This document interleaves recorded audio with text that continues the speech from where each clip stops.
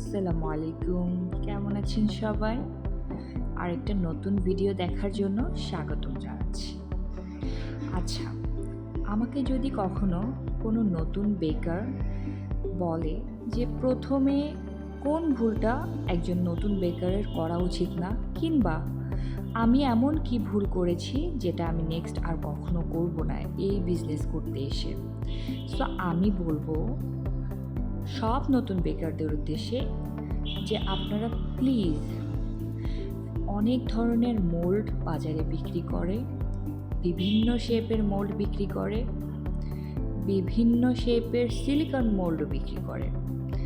আমার রিকোয়েস্ট থাকবে আপনারা এই ধরনের ফ্যান্সি মোল্ড দেখে ঝটপট কেনা শুরু করবেন না, কিংবা এসব ফ্যান্সি মোল্ডের পেছনে টাকা খরচ করবেন না।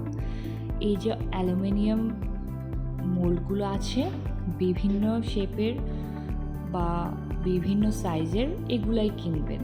এগুলো আপনাকে অনেক দিন সার্ভিস দিবে এবং এগুলোই কিন্তু দিন শেষে কাজে আসে।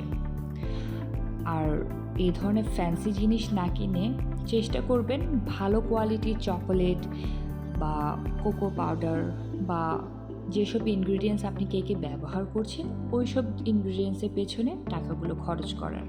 এতে করে আপনার কেকের কোয়ালিটি যেমন বাড়বে, তেমনি আপনার টাকাটা একটা ভালো জায়গায় খরচ হবে। আশা করছি আমার এই সাজেশনটা নতুন বেকারদের কাজে দেবে।